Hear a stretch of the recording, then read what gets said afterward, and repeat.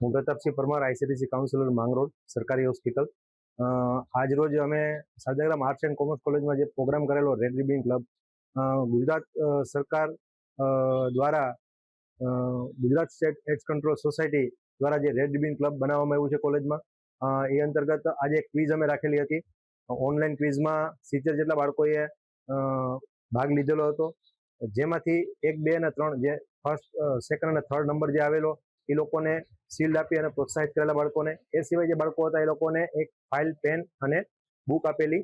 આ પ્રોગ્રામ ખાસ કરીને ડૉક્ટર ચંદ્રેશ વ્યાસ DTO છે જુનાગઢ, ડૉક્ટર ગરીબા સાહેબ અને ડૉક્ટર વાઘેલા સાહેબ ના માર્ગદર્શન નીચે કરવામાં આવ્યો હતો। અને પ્રોગ્રામમાં પ્રોફેસર શ્રી ઝંકાર સાહેબ, professor Mansibhai Dodiya, professor Bharatbhai Solanki, professor Nandaniya સાહેબ હાજર રહ્યા હતા। અને બ્લોક હેલ્થ સ્ટાફ દ્વારા પણ સારો સપોર્ટ રહ્યો હતો। બ્લોક હેલ્થના જે સુપરવાઇઝર હતા રામભાઈ હાજર હતા।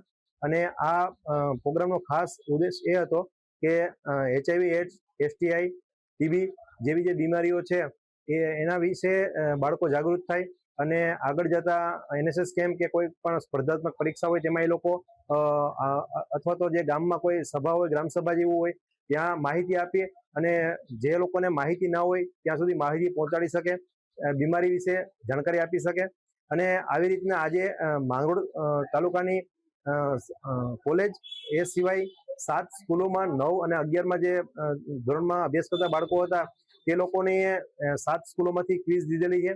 એમાં જે કોઈ બાળકો ફર્સ્ટ, સેકન્ડ આવશે એ લોકોને સ્ટેટ લેવલે એક્ઝામ માટે મોકલવામાં આવશે। અને ખાસ કરીને HIV, એડ્સની જનજાગૃતિ માટે આ કાર્યક્રમ રાખેલો।